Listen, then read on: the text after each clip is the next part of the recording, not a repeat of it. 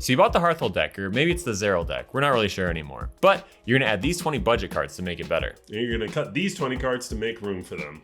And that's all you really need. You can click the Moxfield link. You don't really have to watch the rest of the video. And you can either watch the VOD or the live stream. I don't know when this video is coming out. We have jobs of a two-headed giant of Jeskai and Jund against each other, face and alt. We've got a version where it's just out of the box. We got a version where we've upgraded them. You can see all of our plans in action here, but let's get talking about Szarel. Szarel Genesis Shepherd lets you put 1/1 counters on some of your creatures and play land cards from the graveyard. Pretty straightforward, incredibly powerful. All the real power of this deck comes from the fact that Crucible of Worlds is in your command zone. Crucible of Worlds in the decks it's in is already a secret commander of that deck. The fact that you can just straight up not make it a secret anymore is nuts. Since we can count on the land element of this engine running really smoothly due to our commander, we wanted to focus a lot on win cons for this deck. Let's start her off with Colonian Hydra, Gladiolus Amicitia, and Thunderfoot Baloth. Hydra and Baloth are the kind of top end that this deck is looking for to pump our entire team, and Gladiolus has incredible power utility as well as the ability to make sure we have access to a land like Riveteer's Overlook. That's one of the best fetch lands in our deck because even though the land it grabs comes in tapped, it ensures that we're sacking a land every turn and double landfalling every turn. Halana and Elena and Might Form Harmonizer are our next two ads. I mean, these do the Gruul thing. Big creature, get big. Anyone who's played a deck like Halana and Elena or Xenagos knows that having another effect like this at the beginning of combat that's pumping your creatures is crazy. And the most important part is Szarel cares about his own power. These both have the capability of raising that floor. And then for our low mana counter targets, we've got Tifa Lockhart and Crimson Caravaneer. Tifa speaks for herself. I mean, just with Szarel and her and one fetch land, you're looking at an 8/4 trample for 2. That's the floor of this card. And then Crimson Caravaneer, double strike is gonna add up super quick on top of all those cards it's potentially drawing you with junk tokens. Szarel does require the sacrifice things be non-token, so unfortunately he doesn't work with junk, with treasure, with all the things you're used to kind of abusing. We had all those finishers with Szarel in the setup on the board. Dragon's Fire Blade and Champion's Helm do your best to protect Szarel. The power is important, the Hexproof is important. Fin. And I can't be mad at a 1 equip cost. Hell no. And then Smuggler's Surprise can be the protection they don't see coming. It's fairly reasonable to get Szarel's power up to 4, but even if we can't, a lot of our board is going to have huge power, so this is essentially a heroic intervention to protect most of our creatures with a massive upside of card advantage or just slapping creatures on the board for free. Orcish Lumberjack will keep you ahead of the mana curve the entire game. When you have Conduit of Worlds in the command zone, sacrificing a forest is nowhere near as steep of a cost as it normally would be. And this enables a lot of degeneracy without being a game changer. We will note though, even if you drop this on turn 1, it's our recommendation that you might want to wait till turn 3 to play Szarel to make sure you can get that forest back.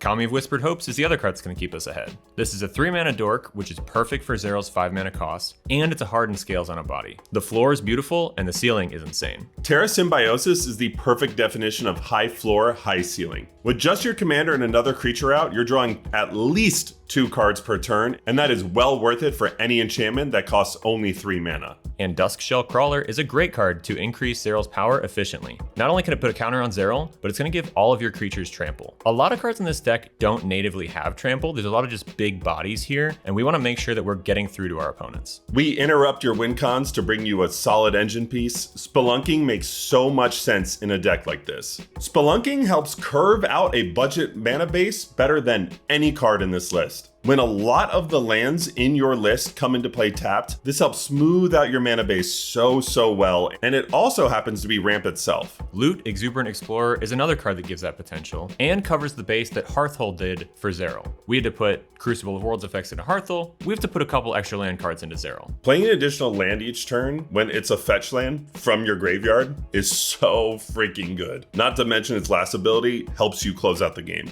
Rise of the Witch King is a great way to gain card advantage. It's important that this card doesn't sacrifice for cost, so because the creature comes back during the resolution, Szarel will trigger after and you can put the counters on the thing this brings back. Need for Speed and Bitter Reunion are both setup cards that we can drop early, keep our engine online, and then give us the potential to close out the game. If we discard a land for Bitter Reunion, it's 2 mana draw 2, and then sacrificing it will trigger Szarel, grant our whole group haste, And Need for Speed could sacrifice all our lands if we want to and give our whole team crazy power. Nahiri's Lithoforming lets you sacrifice all your lands and not seem like a maniac, again showing the power of Conduit Worlds in the command zone. Access to that when we're drawing a ton of cards, and we don't have to worry if we drew any lands because we just keep playing them from the graveyard, and chances are you're finding more fetches, which is more triggers, and you're also sacrificing, so it's even more Szarel triggers. This card is insane. This is the perfect card to show you the key difference between playing an additional land each turn, aka Hearth Hole, and Szarel playing lands from the graveyard.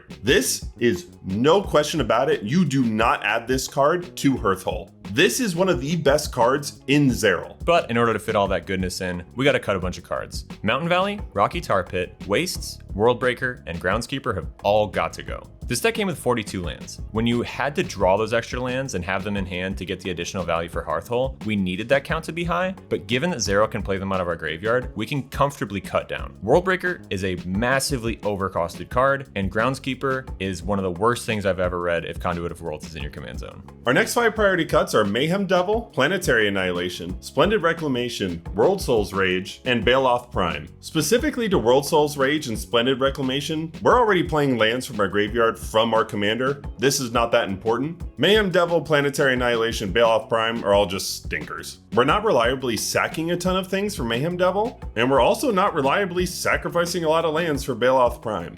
Our next 5 cuts are Eumidian Hatchery, Scouring Swarm, Satyr Wayfinder, Loamcrafter Fawn, and Skyshroud Claim. Hatchery and Swarm are unlikely to do a whole lot more than just make me a couple 1/1 insects, which are not super valuable to me. Satyr Wayfinder and Loamcrafter Fawn have the potential to generate me some advantage, but all of our ads are just better. And Skyshroud Claim is a great card, but unfortunately it's a 4-mana ramp spell with our 5-mana commander, so there's just no really good time to cast this. And if you added all 20 of our budget cards, we obviously need 5 more cuts. Formless Genesis, Urg Spawn of Turg, Windgrace's Judgment, God Eternal Bantu, and Jury Master of the Review would be the last 5 you cut. These are all acceptable effects, and I want to put an emphasis on that. But compared to our budget ads, these do not make the cut. Formless Genesis has the same problem as some of the other cards. We're just not going to have a whole lot of lands in our graveyard. The closest to staying are obviously Bantu, Windgrace's Judgment. They're just a little too costly for what they do. And then Jury's cute, but putting all of our counters there and then hoping she dies somehow isn't a great game plan. Hence why these are the last 5 cuts. These look like Geonosians. He looks like a Geonosian. Yeah. I think just make that quibble. That's the sound their guns make. Yeah. The guns? They kind of make that sound too. Where's it? When was the last time I watched Clone Wars? You trying to play Poggle the Lesser? Shouts out to my Geonosian heads out there. Poggle. Poggle the Lesser. He's the... Fuck. Yeah.